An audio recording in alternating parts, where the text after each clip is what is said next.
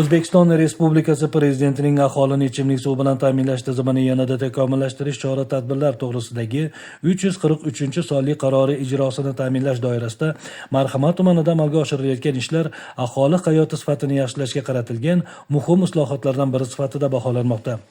Ushbu qaror doirasida tumanda jami 500 ta suv hisoblash uskunasi o'rnatilishi belgilangan bo'lib, bu jarayon respublika byudjeti mablag'lari hisobidan bosqichma-bosqich moliyalashtirilmoqda. Bir vaqtlar biz qishlog'imizda ayniqsa suv ta'minoti juda qiyin bo'lgan. Ayollarimizga qiyin bo'lgan. Izoh joylardan suv tashib olib kelib, oqartirishgan, kir yuvishgan, juda qiyinchiliklar ko'p bo'lgan. Mana hozir aholiga bepul mana suv o'lchagichlar olib kelishdi. Hozir mana har bir xonadonga shular o'rnatilyapti.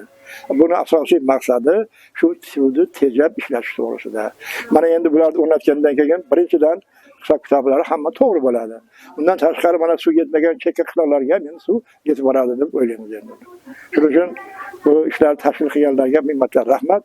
Xalqimiz nomidan tashakkur bildiraman. Rahmat. Tahlillar shuni ko'rsatadiki, 48 ta mahalla fuqarolar yig'inidan iborat tumanda hozirga qadar 24 tasida uskunalarni o'rnatish ishlari boshlangani islohotlarning amaliy bosqichga kirganini anglatadi. Bu esa bir tomondan suv iste'molida shaffoflikni ta'minlash, ikkinchi tomondan esa aholi orasida resursdan oqilona foydalanish madaniyatini shakllantirishga xizmat qiladi. Masalan, Qovunchi mahalla fuqarolar yig'ini Muhammad Yusuf nomli ko'chada 30 ta suv hisoblagich o'rnatilgani, 1216 ta xonadonga ega va 6792 nafar aholi istiqomat qiladigan ushbu hududda ichimlik suvi bilan qamrov 99% ga yetgani tizimli yondashuv samarasini ko'rsatmoqda. Bu kabi loyihalar uzoq muddatda suv yo'qotishlarini kamaytirish va infratuzilmani barqaror boshqarishga xizmat qiladi.